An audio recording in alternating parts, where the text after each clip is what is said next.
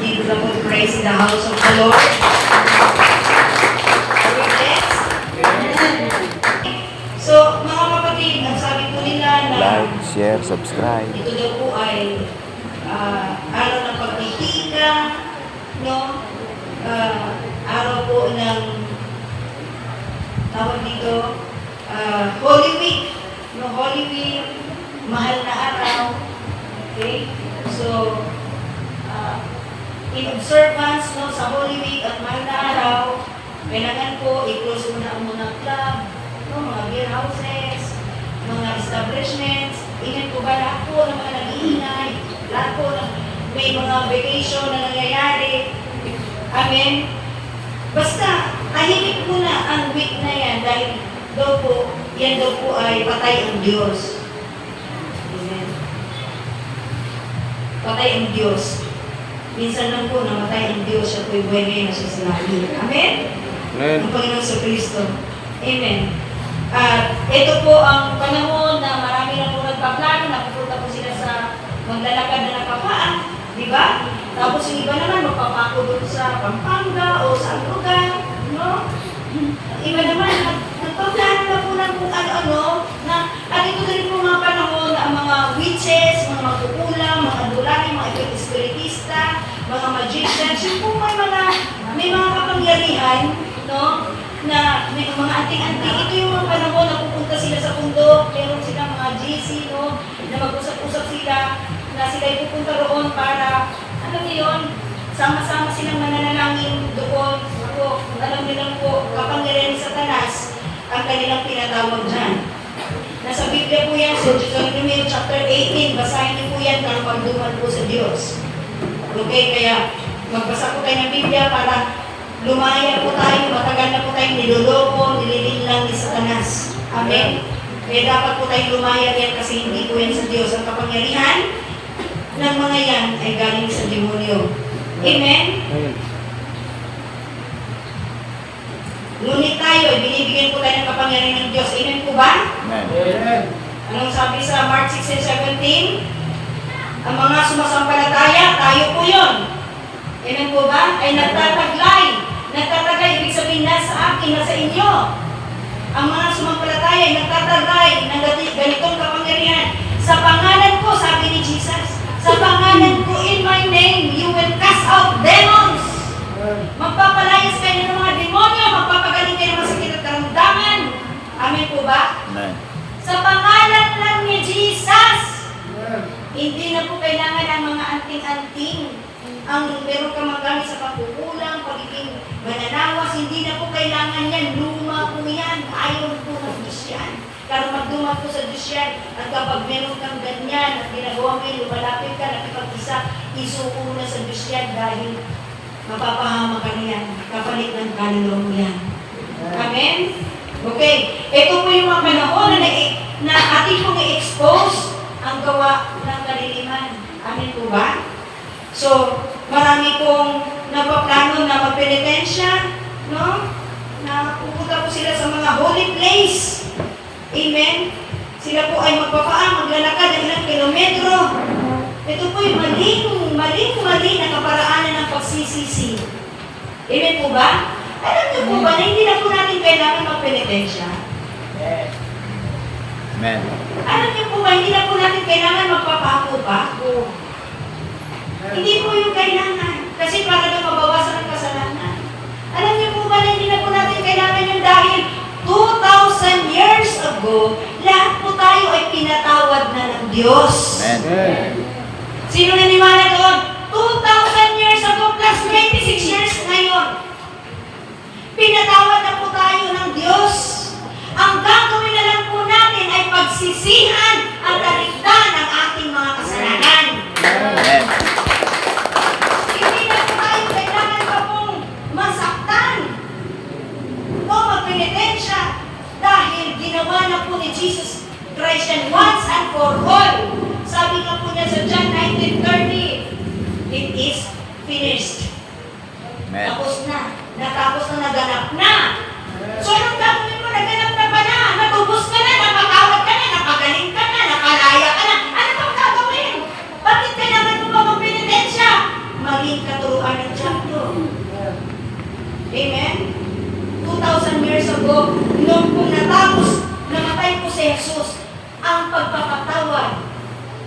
isinabog niya na sa buong sanlibutan. Amen. Pinatawad na po tayo. Ang gagawin na lang po natin again ay pagsisihan at taligdan ang ating mga kasalanan magmula ng kabataan hanggang sa mga oras na ito. Tapos Amen. ang kasalanan mo. At sumampalataya ka, sumunod ka sa Panginoon Jesucristo sa kanyang aral. Amen po ba? Magbagong buhay ka, sasamahan ka ng Diyos araw at gabi ng buhay. Amen. Kasi is this kung ito'y nagpapako ka, nagpaa ka, papunta roon. Amen? Nagpenitensya ka. Tapos, pag-uwi mo sa bahay, ina-ina mo. Di ba? GGO ka, tanjay ka, di ba? Puro mura. Hindi nagtatapos sa kasalanan. Hindi po yan ang solusyon ng ating kasalanan. Ang solusyon po ng ating kasalanan ay pagsampalataya po sa ginawa ni Jesus sa cross. Amen. 2,000 years ago, pinatawad ko na ka na. At kung meron kang kasalanan ngayon, pagsisihan mo na lang. Amen. Taligdan, putulin, hiwalayan, magbagong buhay ka. Amen. Amen? Amen. At papasok ka sa kaharian ng Diyos. Amen. Yun po yun. Alam niyo, pinamahirap ng marami ang kaligtasan. Pinamahirap nila eh. Pero pinapabilis ng Diyos. Hirap-hirap mo, magluluhod ka, magpapaa ka, matibo ka pa, magpapako ka, kung ano naman ginagawa mo. Ang hirap na, wala naman lahat sa Biblia yun eh. Amen. Amen. Ang nasa Biblia, Matthew 4:17, pagsisihan ninyo taligdan ang inyong mga kasalanan sapagkat malapit na maghari ang Diyos. Amen. Ibig sabihin mga kapatid ko, basic ito. Kapag ang isang tao, hindi niya pinagsisihan ang kanyang mga kasalanan sa isip, kasalanan at masamang bibig, puro mura, sinungaling, panlalait, pandaraya, yung gawa natin ay puro mali, wala sa kalooban ng Diyos. Kapag hindi po tayo nagsisi at hindi po natin tinataligdan yan, pag hindi natin ginawa yan kahit kailan, hindi ka paghaharian ng Diyos. Again, kapag hindi mo pinagsisihan, tinataligdan, pinuputol ang mga kasalanan mo, magmula ng kabataan mo hanggang ngayon, kahit kailan, hindi mo maranasan habang nabubuhay ka, hindi mo maranasan ng Diyos sa buhay mo. Hindi ka paghaharian ng Diyos. Kasi bakit? Ang naghari sa'yo, kasalanan. Kaya yung kasalanan, isuko mo na, hiwalay mo na. Amen po ba? Ang kasalanan ay putulin mo na, hiwalayan mo na. Amen po ba? Hindi mo ng tawag sa Diyos. Pag ginawa mo yun, aalis ang kasalanan. Hello? Aalis ang kasalanan? Wala nang kasalanan dyan. Mag-take over ngayon ng Holy Spirit. Pag-aalihan ka ngayon ng Holy Spirit ng Diyos. Amen. Wala nang kasalanan, malinis na eh. Hindi naman titira ang Diyos sa isang maruming katawan. Maruming tao. Hindi siya titira. Malinis siya, banal siya ng Diyos eh. Amen? Hindi siya titira. Ikaw ba titira ka sa isang bahay na puno-puno ng basura na may maraming uod? Mabaho? Ikaw mismo hindi ka titira, di ba? Ganon din po ang Diyos. Kapag maraming kasalanan sa puso, sa isip, sa bibig, na nakatira sa buhay mo, hindi ka rin paghaharian ng Diyos. Pag hindi tayo paghaharian ng Diyos, sino naghari? Dalawa lang yan. Si Satanas at ang Diyos. Siyempre, si Satanas, ano bang gagawin ni Satanas sa atin? Mabait ba si Satanas? Mapagmahal ba siya? Wala. Kaya nga eh, sabi doon kanina sa awit, heartaches, a broken people, broken lives is what you died on Calvary. Yun po mga wasak, yung mga nasaktan, yung mga nabigo, yung mga pag-asa. Hello? Yung po mabigat ang buhay, yung po walang direksyon ng buhay. Yan po yung ibinaba ni Kristo dito sa lupa para magkaroon tayo ng buong buhay, matagumpay na buhay, may direksyon na buhay, masayang buhay, mabayabang buhay. Amen po ba? Amen. Magaling na buhay. Amen. Yan po yung ibinaba ni Jesus Christ. Kahit malayo po ang langit sa lupa, pero kanyang ginawa. Amen po ba? Nagawa po ba natin church? So kapag ang panampalataya po natin ay nanggagaling sa Biblia, ang lahat po ng pamahiin, lahat po ng tradisyon, lahat po ng kaugalian, lahat po ng ating mga minanang turo, ay isuko na po natin sa Diyos. Dapat hindi na po tayo mabuhay riyan. Kasi kapag nabuhay tayo sa tradisyon, sa mga kaugalian, sa mga minanang turo, mga pamahiin, kapag nabuhay po tayo dyan, pinawalang kabuluhan po natin ang turo ng Diyos. Basahin po yan sa Matthew chapter 15, verse 3 hanggang 9. Pinawalang kabuluhan po natin ang lahat ng turo ng Diyos. Ang turo ng Diyos sa pamamagitan ng mga kaugalian, mga tuntunin, mga tradisyon, mga pamahiin ng ating pong ipinamumuhay. Ayan, marami pong dumi ang ating kaluluwa. Dinumin siya ni Satanas. Pero salamat sa Diyos, ibinigay po niya ang kanyang buto na anak. Amen. Ipinanganak para pumunta sa cross, ialay ang buhay para mapatawad ka, magkaroon ka ng kapayapaan, kagalakan, magkaroon ka ng mabuting buhay. Yan po ang pangarap ng Diyos. Amen po ba? Amen. So praise the Lord. Now, Amazing Friday. Friday po pala yung 2,000 years ago plus 26 years today. Okay? Jesus uttered his 7 last words on the cross. Kanya pong isinigaw. Hindi lang po niya ibinulong sinabi, isinigaw ng malakas. Okay? You know what, church? Last words are important. Hindi ka nagsasayang ng oras when you are about to die. Amen? Pag malapit ka ng mamatay, o baka ngayon nag-iisip na tayo ng ano ba yung last words ko? Ano kayong ihabilin ko? Amen po ba? Lalo na po tayo. Yung mga edad natin, nasa hapon na. Alas-alas na. Nasa hapon na. Malapit ang 4 and 5, 6, malapit na. Yung araw lumubog. Tayo mga may edad na. Tayo mga youth. Amen? Praise the Lord. Okay. Alam niyo po ba, ang last words, again, ay very important. You don't waste your time when you are about to die. Meron pong si Winston Churchill, i-review na po natin kasi may kasabihan po tayo na repetition brings retention. Amen? Amen. Kasi nakakalimot po tayo. Meron pong isang London Prime Minister, no? Siya po'y great man, kilala talagang sikat. 60 years siya in politics. Ang pangalan po niya si Winston Churchill. Okay? Siya po ay namatay noong January 1965. Are you still with me? Amen. Siya po ay namatay noong 1965. So nung namatay siya, the whole country was mourning. Talagang umiiyak ang country kasi 60 years in politics na naman. Kasi dinila talaga siyang great man, talagang marunong, talagang magaling, no, na Prime Minister. Pero alam niyo po ba, nung siya po'y namatay, alam niyo ang last words niya? Ang last words niya, alam niyo po ba? Sabi niya, I'm bored it all. I'm bored with it all. Sabi niya, nabuboring ako sa lahat. Boring daw siya. Tingnan mo, sikat siya, tanyo siya, great man siya. Marami po siyang ipinanalo mga labanan. Kaya ang tagal siya sa politics. Pero yung last words niya, sabi niya, marami siyang pera, sikat siya, ha? Mga kapatid. Pero ang sabi niya, I'm bored with it all. Boring daw sa lahat ng buhay na. Boring daw.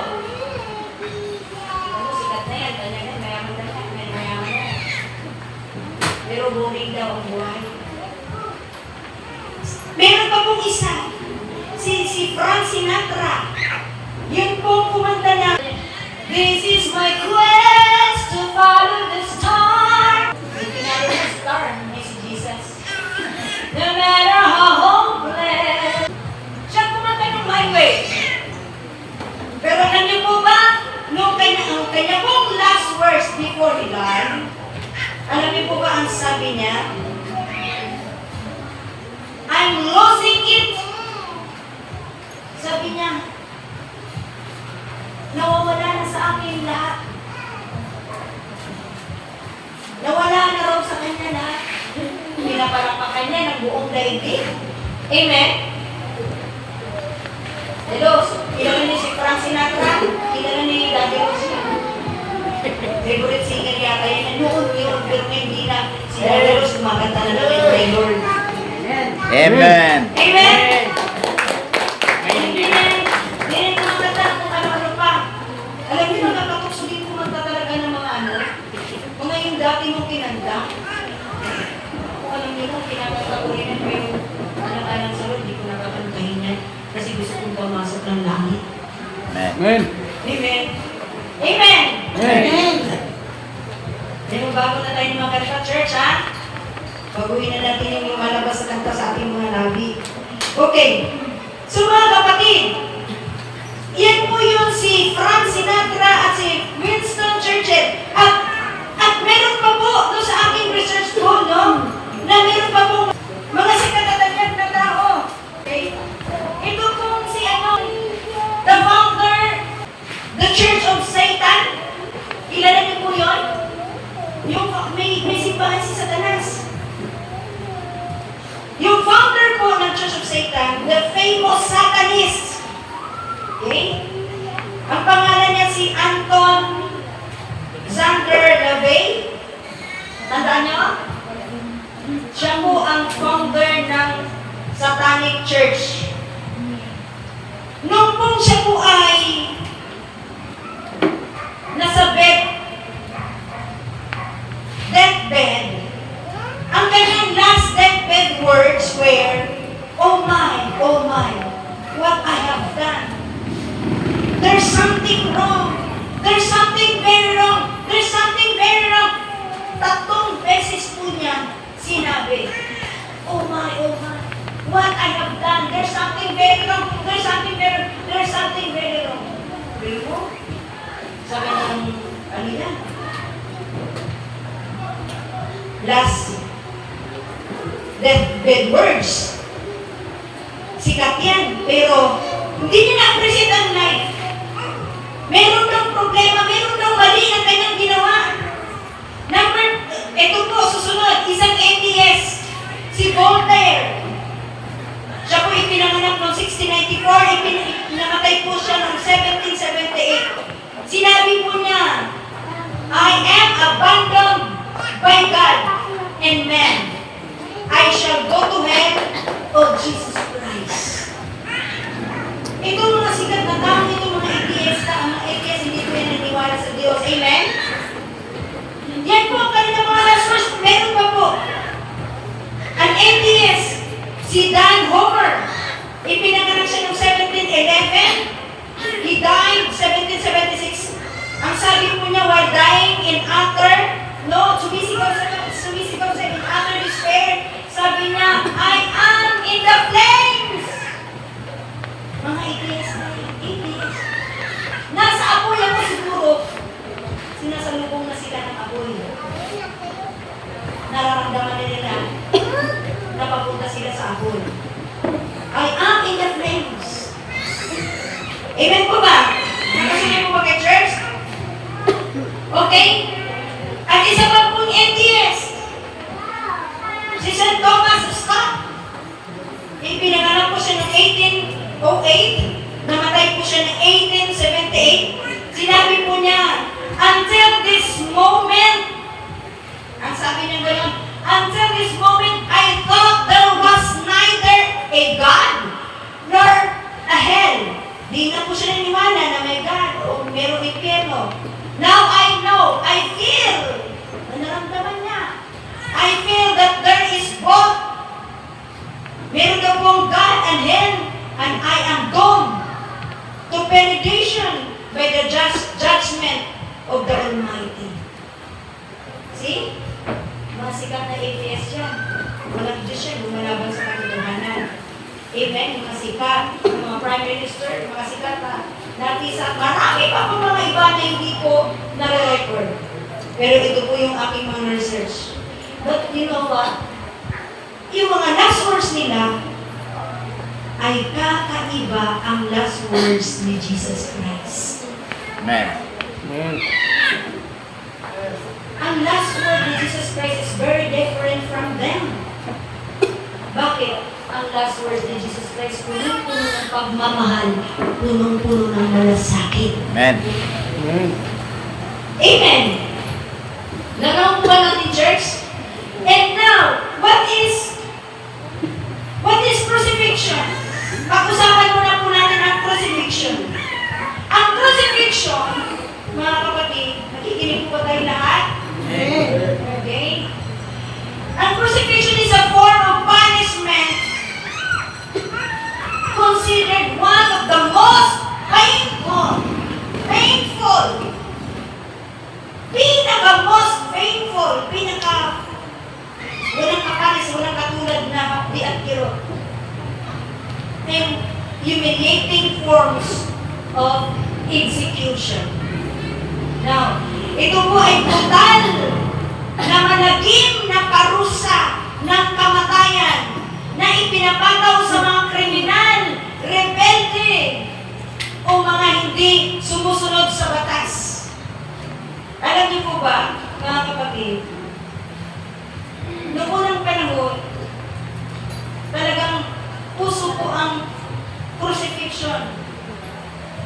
Ang puso po ay hinahampo nilang tao, tinatali lang ang mga kamay at mga paa.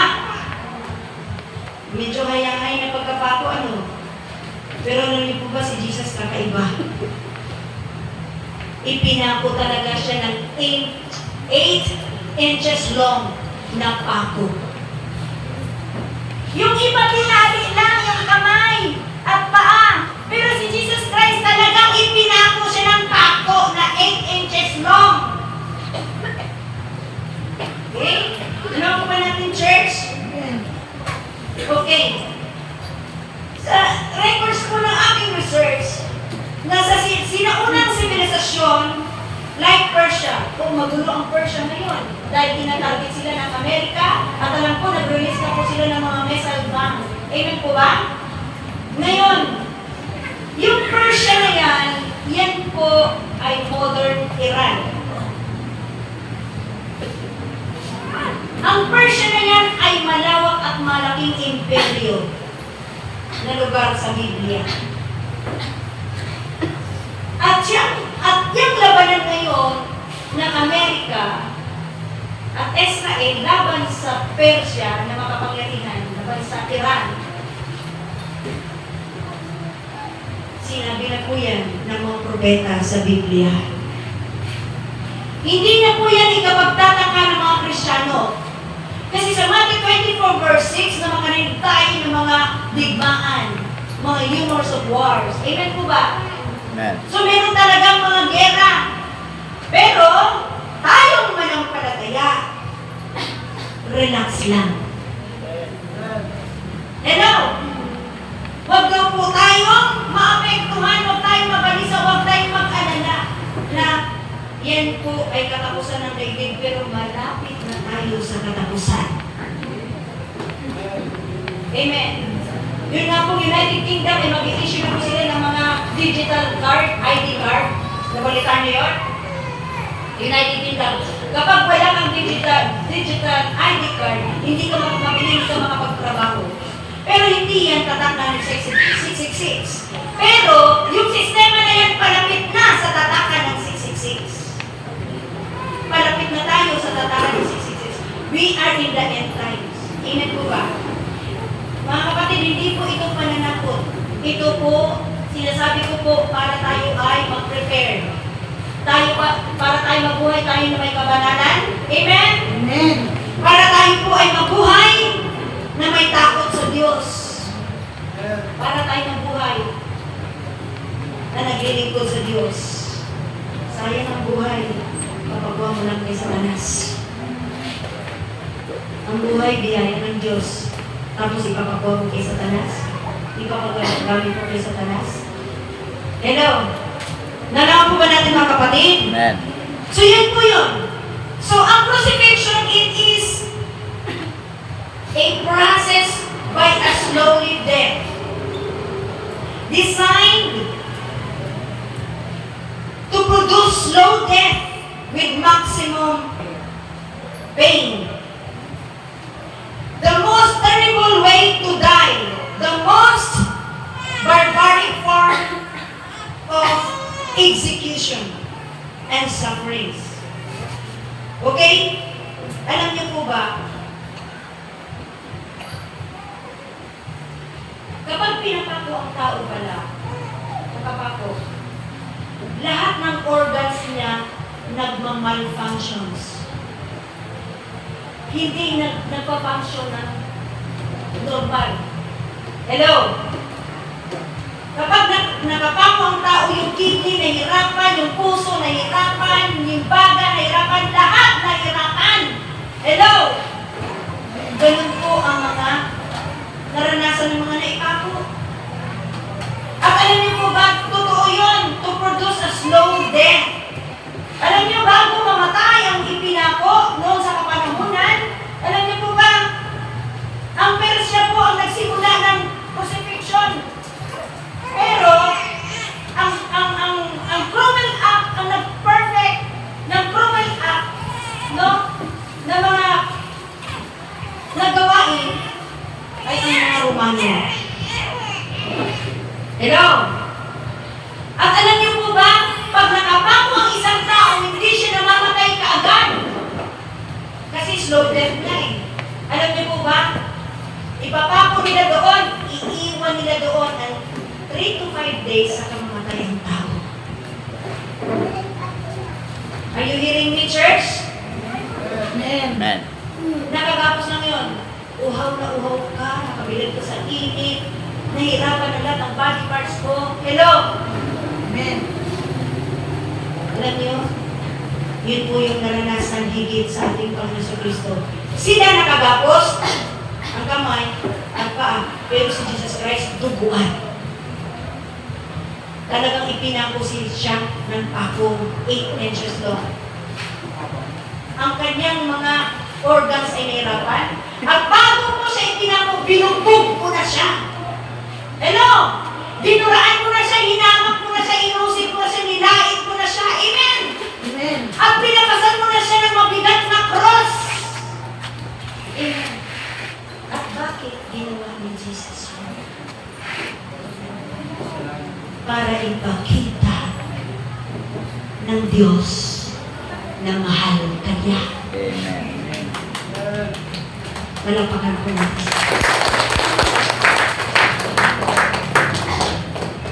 Si Jesus Christ, bago ipinako, hindi kagaya ng ibang ipinako na malinis, hindi binubog, pero siya lahat ng tao, ang pasabubog, durag, paghamang.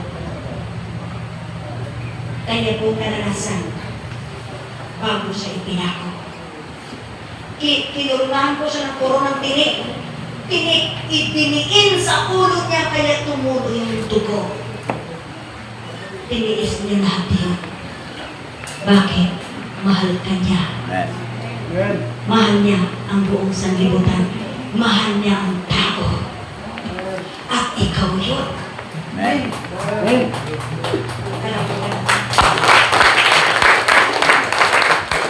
Kailangan niyang gawin yun para mabayaran ang ating pagkakautang, ang ating mga kasalanan. Ang utang, di ba, kailangan pagbayaran, di ba?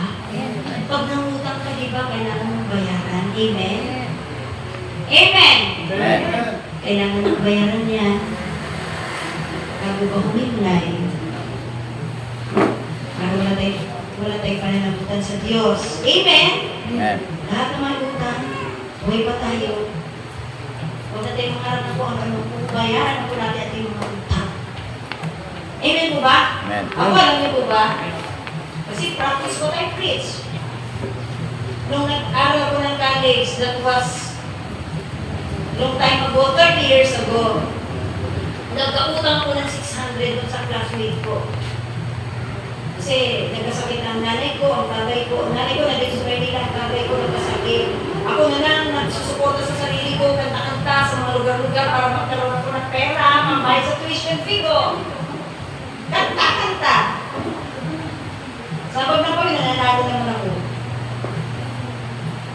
Ngayon, sa hirap na ng buhay ko noon, kasi kulang ang pera ko ng 600 na utang ko sa kaklase ko. Hindi ko nakalimutan ko. At nung nakatanggap ko ng pera from doon, nakatanggap ako ng ng goodwill from yung nabili kong lupa. Biyaya ng Diyos. Hindi ko sinabi yan. Pati sa inyo, hindi ko sinabi ito sa tingin ko. Nakatanggap ako ng 28,000. Binigay ko kay Lord yung 3,500. Nagbigay ang Lord ng puhunan, ibalik mo. Amen. Yung ginansya. Masakit ba yun? Yung 28,000 na, natanggap ko, tinanggalan ko yun ng 3,500 kasi ikapo at handog. Kasi naranasan ko ang Diyos sa pagka-ikapo at handog eh. Amen. At nung mga nakalipas din, nakatanggap po ako ng upa noon na nagbigay po ako ng tithes and offering ng 11,000. 11,000! Di ba masakit? Ang laki! Hindi ko pinahinayang ko yun kasi lahat ng pera ay galing sa Diyos, binabalik ko lang ang tubo. Amen. Hello, kaya naman hindi ako nagugutom kasi naniniwala ko sa ikabutan doon. Masakit ibigay ang 3,500, masakit ibigay. Ang 11,000 masakit ko ibigay. Pero, hindi lahat ng pera ay sa iyo. May pera ang Diyos dyan. Amen. Ibigay mo. Binigyan ka ng lakas, binibigyan ka ng trabaho, puhunan yan. Magbalik ka ng tubo. Amen. Yun po yung ikabutan doon. Ipinamumuhay ko yan. Kahit kailan, hindi po ako nagutom at ang pamilya ko. Amen. At kahit sinasabi nila, ano yan, nag-ibigay ka po, ang mga pastor mukhang salapi. Teka na, mukhang salapi, hindi niya ako magpaputan doon. Kung mukhang salapi ako, hindi ko na i-close yung clinic laboratory ko. Daming pera doon eh. Yayaman ako doon. Amen? Depende po yan sa pastor. Huwag ako. Amen? Palakpakan po natin si Lord. Praise God! So mga kapatid ko, kakaiba po yung isinigaw ng Lord. Alam niyo, ang sigaw ng yung pong mga kaninang mga last words na atin pong narinig ay iba po sa mga last words na binanggit ni Jesus Christ. Unang-unang last words na kanya pong sinigaw sa cross ng Kalbaryo habang siya'y nasa pain and agony. Habang siya'y nakukuhaw na kabinan. From 9 to 3 o'clock, nakabinan siya 6 hours. Tapos 3 o'clock, nalabutan po siya ng hininga. Binigyan siya ng anak na may apdo, may suka. Kasi, di ba sabi niya, nauuwaw ako, takbo naman sila, binigyan siya ng anak na may suka na may apdo. Ito po ang unang okay, mag-alala, gawin tayo, meron tayo dyan, hapunan. Amen? Amen. Okay lang ba? Amen. Tapusin ko ito number 1. Okay, may pa?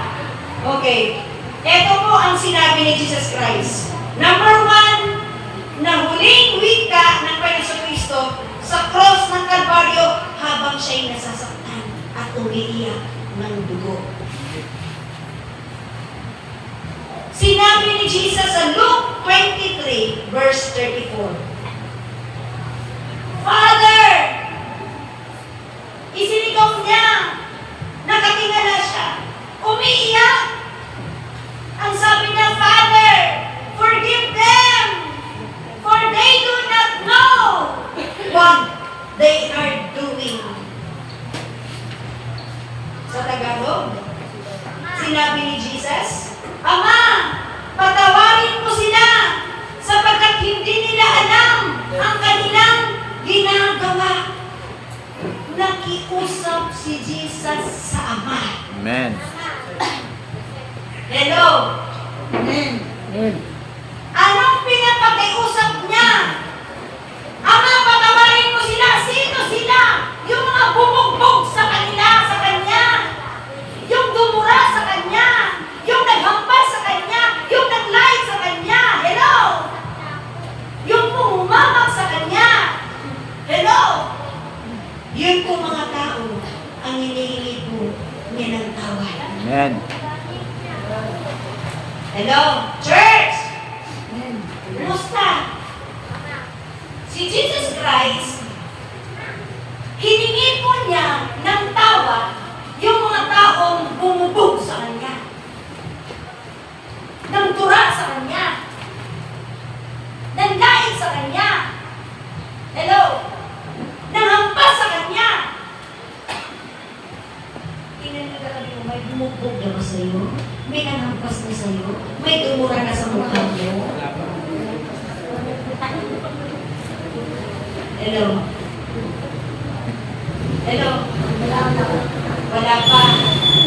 Tayo nakarinig lang tayo ng kunting sigaw, Bumubog na ba? Wala pa. kunting init na sa tenga. Weh! Nakarinig lang tayo ng di natin ko to. Weh! Roar! Nakarinig lang tayo ng inaiba!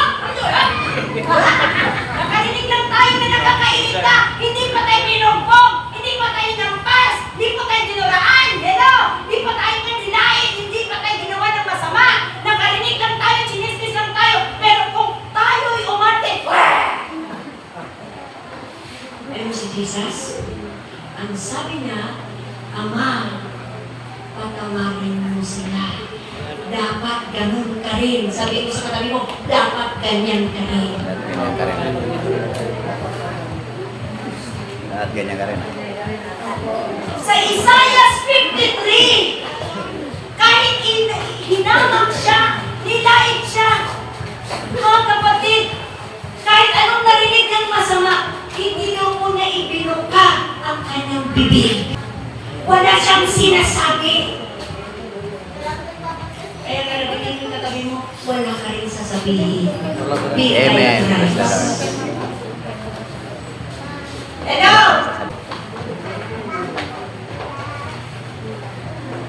Hindi ka panubukan. Hindi ka hinampas. Pero kung magalitak ka, para kang artista.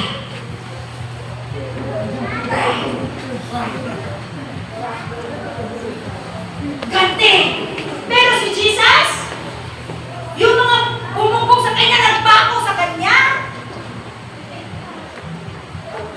39 stripes, hindi na siya maglarong tao. Diba? Dapat sasabihin ni Jesus Christ, kayo talaga, makababalang talaga ko rito. Yari kayo sa akin. Diba? Makababalang talaga ko rito ngayon. Patagtatsakan ko kayo.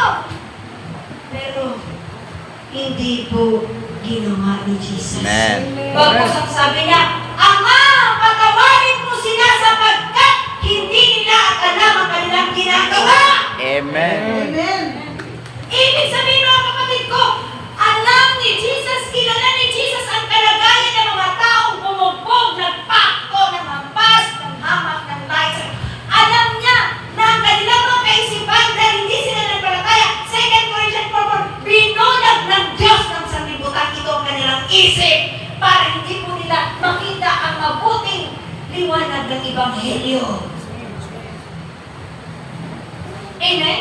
Dapat, pag meron ng ano sa'yo, nagawa ng mga masama, yung bahay, mga kamag-anak, sino man yung kaklase, ganito siya kakalaw, lahat ng gumawa sa'yo, kahit pa yung kamag-anak, dapat ang sabihin mo, Lord, patawarin mo sila. Hindi nila alam yung ginagawa nila kasi hindi sila nagbabasa ng Biblia.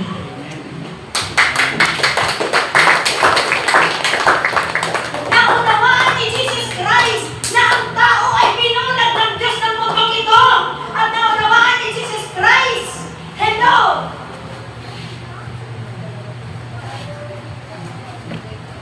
Naunawaan ni Jesus Christ na ang tao ay wala pa sa katotohanan. Hindi nila alam ang katotohanan. Amen.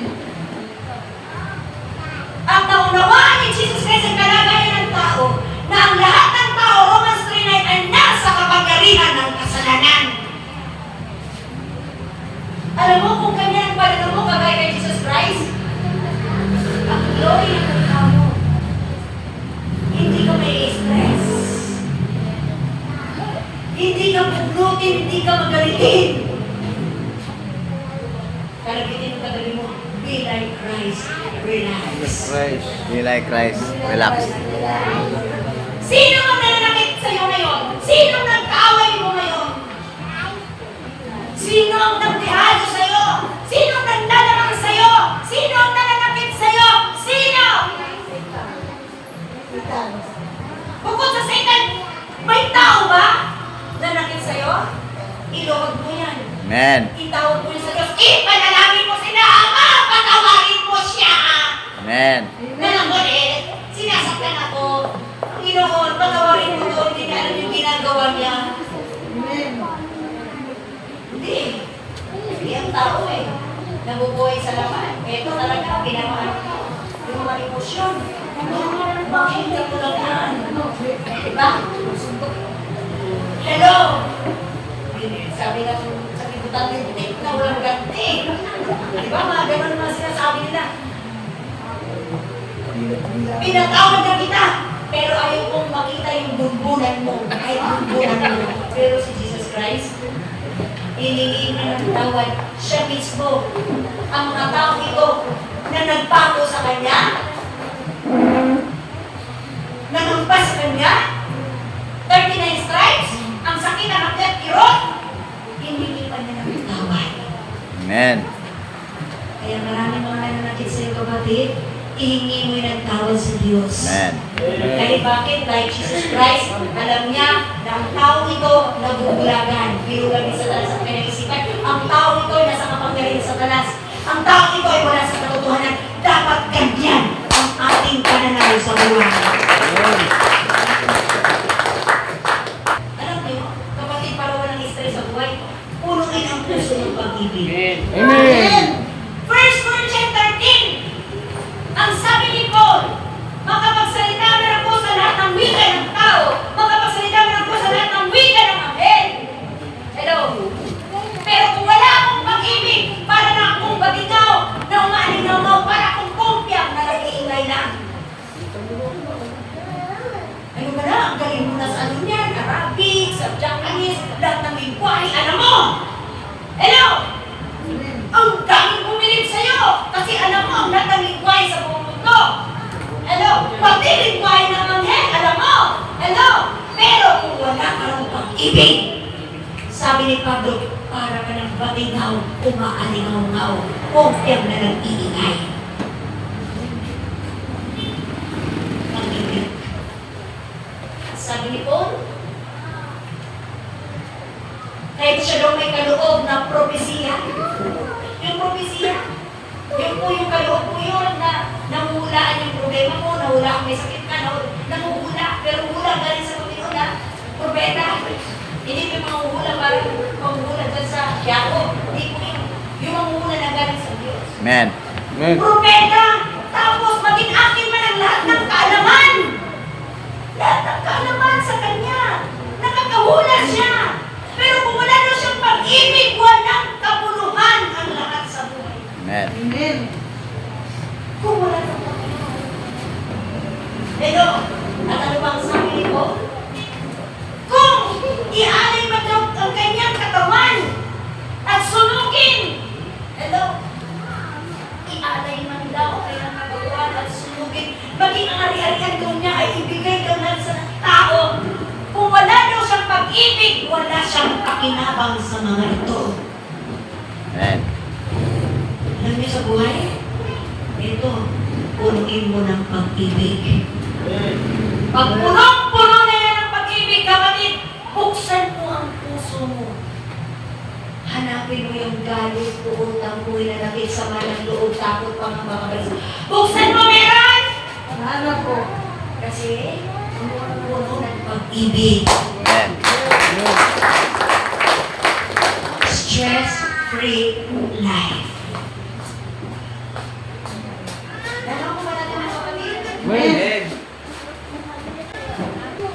Anong gagawin natin? Dito ako magbukas. Anong gagawin natin mga kapatid? Sana ba ko lang ipagpatuloy niyo sa Diyos yung puso niyo ng pag-ibig para lagi kayong masaya. Amen. Kasi pag hindi na puro ng pag-ibig yan, lagi kang galit, lagi kang nakasimangot, lagi kang naiinis, nagtatampo, nalulungkot, natatakot pala. Papatayin ka ng lahat, basura na ka na sa puso mo. Marami kayo sa kitang tao dahil bakit? Pagod na pagod to. Maraming galit po, sampoy na naging sa mga loob. Kapag sa sarili inis, ang daming nakalikom dyan. Pero kagaya ni Jesus, ang last word ni Jesus, sabihin mo na lang, sus, nagawa ka na ng Diyos. Amen. Hindi ko na-stress yung buhay ko sa'yo, tatanda ko ng pag-ibig sa'yo. Mamamatay ko ng mabili sa'yo. Pagkatiwala naman kita kay Diyos, pagkawalan ka na. Amen. Sa lahat ng nanakit sa'yo! Amen mo ba? Sa lahat ng tihado sa'yo, ipagkatiwala mo, iluhod mo, Lord, patawarin mo siya, buksan mo po ang kanyang kaisipan sa katotohanan. Palayain mo po siya sa pagkabulag sa Panginoon, palayain mo siya sa kasalanan, kagaya kong pinalaya mo rin. Amen. Amen. Salamat sa Diyos. Na itong naramdaman ko, makakaramdam din siya, yung kalayak naramdaman mo, makakaramdam siya. Panginoon, mabagay mo sa taong ito. Ganyan tayo sa harapan ng Diyos. Hindi yung gumaganti tayo. Amen. Nagkaganan tayo. Ganun siya, ganun. Si Jesus Christ, nung nakarinig siya, nilait siya, sinaktan siya. Alam nyo, dahil ang paghamang, hindi siya nagbuka ng bibig. Pero ikaw ang laki ng bibig mo.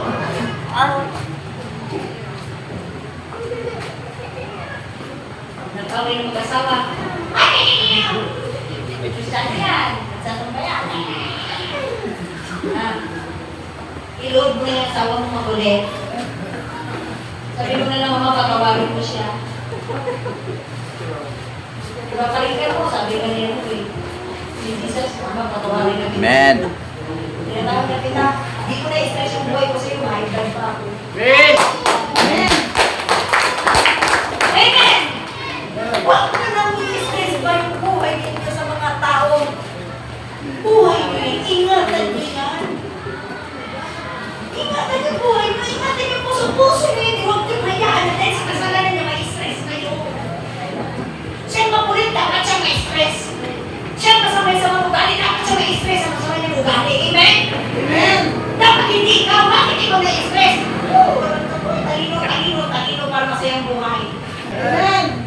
Siya makulit, siya makasalanan, siya walang modo, siya yung may problema. Tapos ikaw, stress ka. Ay naku, ang sayo ni Satanas, apektuhan ka. Amen? Dapat siya dapat mapektuhan. Payuhan mo, kapag ka sa ulong baan, ipagpaan natin sa Panginoon. Amen. Amen. Relax po, regalo ng Diyos niya. Amen.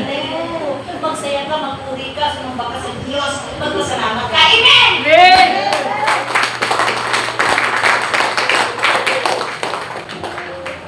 Dahil natin naman